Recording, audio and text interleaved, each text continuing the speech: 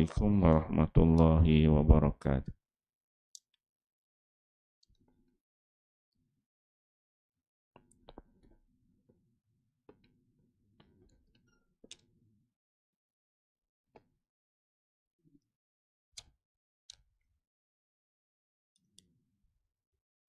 Ilmu dan zikir, kelebihan Al-Quran. Hadis ke-34.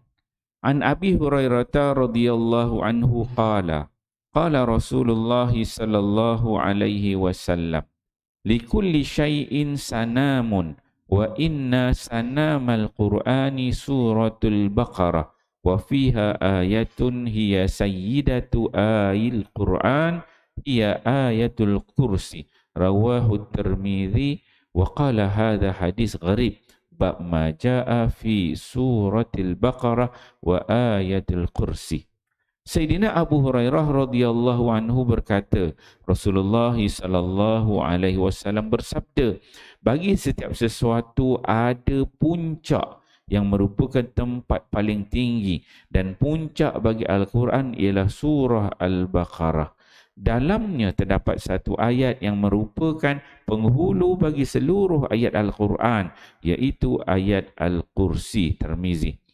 Anin Nu'man bin Bashir radhiyallahu anhu anin Nabi sallallahu alaihi wasallam qala, Inna Allaha kataba kitaban qabla an yakhluqas samawati wal ard bi alfai am wa anzala minhu ayataini khatama bihima surat al-Baqarah wa la yuqra'ni fi dari thalatha layalin fayaqrabuha syaitan rawahu Tirmidzi wa qala hadha hadis hasan gharib ma jaa fi akhir surat al-Baqarah.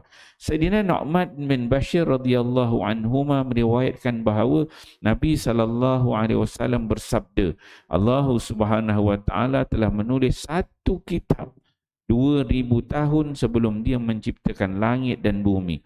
Daripada kitab itu, 2 ayat telah diturunkan yang telah diletakkan di akhir surah Al-Baqarah.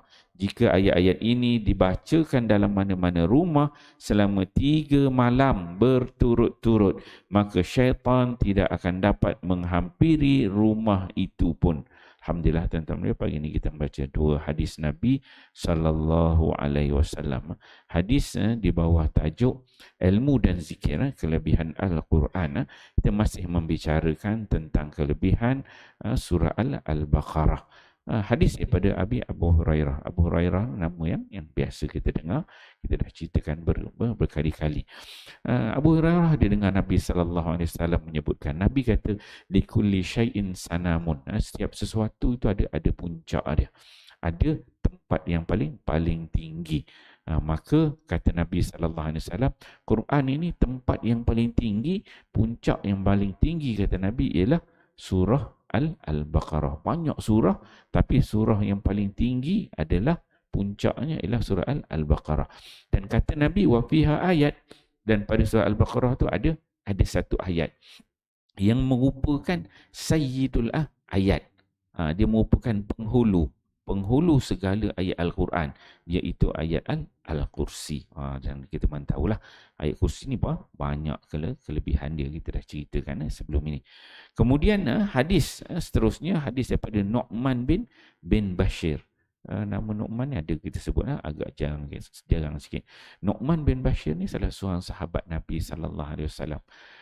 Dia merupakan kanak-kanak pertama, bayi pertama yang dilahirkan di Madinah. Di Madinah. Dia ni daripada golongan orang Ansar, bukan Muhajirin. Nabi SAW berhijrah daripada Mekah pergi ke Madinah, duduk kat Madinah 14 bulan. Selepas 14 bulan Nabi berada di Madinah, bayi pertama yang dilahirkan daripada golongan Ansar, orang Madinah yang Islam lah, nama dia ialah An-Nu'man bin Bashir. Ni nama dia An-Nu'man bin Bashir. Sebelum tu ada Abdullah bin Zubair. Dia orang Yahudi dekat Mekah ni. Bila Nabi berhijrah ke Madinah, dia kata orang Islam ni banyak penyakit lah, kena sihir lah, itu lah, inilah, tak boleh dapat anak lah, mandul lah, banyak lah kata-kata orang Yahudi pada ketika itu. Maka yang pertama, orang daripada Mekah yang pergi ke Madinah beranak, yang pertama ialah cucu Abu Bakar, Abdullah bin Zubair. Itu yang pertama. Itu orang daripada orang Muhajirin. Orang Ansar ni dia An-Nu'man bin Bishir. Orang pertama, An-Nu'man bin Bishir. Dia ni bila, menarik juga kisah dia ni. Bila dia beranak aja ni, mak dia bawa terus pergi jumpa Nabi sallallahu alaihi wasallam. Nabi pun tahnik kan semua. Kemudian Nabi kata, anak kamu ni dia kata akan hidup dalam hamid, hidup dalam kehidupan yang bahagia, yang baik kan. Lepas tu Nabi siap beritahu lagi, dia kata anak kamu yang namanya An-Nu'man bin Bishir ni dia akan mati syahid. Tu. Bayangkan baru beranak, baru dapat anak seronok itu, bawa jumpa Nabi. Nabi kata anak kamu ni akan mati syahid nanti. Allah Rabbi kan. Masya Allah, kita tak ada tepuk anak pergi jumpa ustaz ke mana, Tok Guru kata anak ni besok akan mati kan. Ni bawa pergi jumpa, tapi mak dia seronok lah dengan anak dia ni akan mati syahid. Dan memang betul, Nu'man bin Bishir ni dia mati ketika mempertahan. Dia ni diangkat pada zaman Abdullah bin Zubair. Mereka ni orang kata kanak-kanak lah zaman Nabi. Masa Abdullah bin Zubair jadi pemimpin, diangkat Nu'man bin Bishir ni jadi governor dekat sebelah Hims. Hims ni sebelah Syria sana, ada satu kota nama dia Hims. Dia jadi gubernur itu, dia mempertahankan dia punya kerajaan dia daripada masa itu berlaku perbelahan dalam kalangan orang Islam dengan kerajaan Bani Umayyah, Marwan bin Abdul Malik saja. Tu maka ketika perang tu berlaku, dia meninggal. An-Nu'man bin Bishir memang dia mati syahid. Okey, dalam hadis ni dia menyebutkan bahawa Nabi SAW berkata, kata Nabi, innallaha kataba kitaban. Allah Subhanahu Wa Taala dia menulis satu kitab. Kitab ni maksud dia Al-Quran. Yang mana qabla ayyakhluqa as-samawati wal ardi alfal aim. Satu kitab yang mana kitab itu ditulis oleh Allah sebelum diciptakan langit dan juga bumi 2000 tahun. Masuk di sini. Quran itu 2000 tahun sebelum diciptakan langit dan bumi dah ada dah Quran itu. Ini hadis apa tadi? Hadis Tirmizi ya. Dia dalam kitab ni, dalam muntakhab hadis ni kadang-kadang dia ada hadis yang lemah kan. Jadi kita kena berhati-hati menengok riwayat dia ni. Jadi dalam ni hadis Tirmizi ni, disebutkan hadis ni hasan gharib. Hadis ni baik ya. Sini okey. Dia ada elemen-elemen gharib sikit, keganjilan sikit. Allah tulis satu kitab ya, maksud di sini satu kitab itu Al-Quran sebelum diciptakan langit dan juga bumi 2000 tahun. Maksud 2000 tahun sebelum langit dan bumi diciptakan. Bukan manusia. Langit dan bumi sebelum diciptakan 2000 tahun sebelum langit dan bumi diciptakan, Allah Ta'ala dah tulis satu kitab. Dia kata.